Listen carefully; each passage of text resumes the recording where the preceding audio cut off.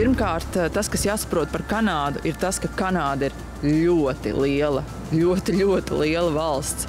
Un Kanāda attiecīgi ir arī ārkārtīgi dažāda. Manā skatījumā vienkāršākais veids tomēr ir Kanādu apceļot ar auto. Es to darīju tādā veidā, sākot ceļojumu Monreālā, Kvebekas provincē un braucot cauri visai Kanādai līdz Aļaskai.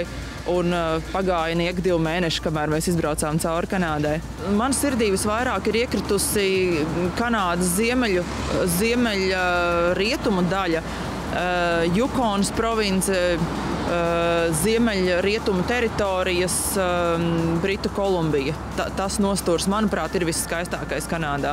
Jārēķinās ar to, ka tā ir ļoti mežonīga vide. Protams, no jums būs atkarīgs, cik tālu jūs dosieties mežonīgajā dabā, jo, ja jūs pārvietosieties no viena kempinga uz otru, tad tas varbūt nav tik ļoti mežonīgi, bet ja braukšana notiek jau kaut kur ar laivām pa Jukonas upi vai kā, tad jau ir jāpārdomā ļoti rūpīgi šis ceļojums. Tā bija viena no vislielākajām ledāju koncentrācijām, jo tur ir vairākas vietas, piemēram, tā saucamais Glacier Highway, kur tu brauc un tur abās pusēs ir pilnīgi neticamākie ledāju skati.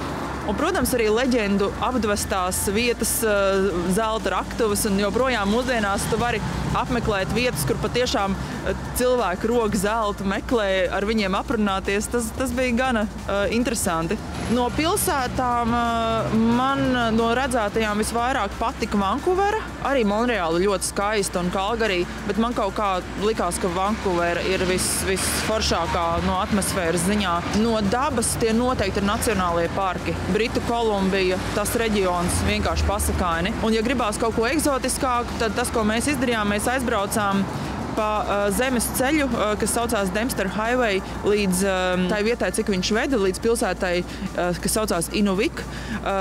Un tādā veidā ar mašīnu var aizbraukt otrpus polārā loka. Tā kā tas ir tāds piedzīvojums, 735 km pa zemes ceļu, kur nekā nav. Tā kā labs veids, kā pārdomāt dzīvi un baudīt tādas neskartas dabas skatus.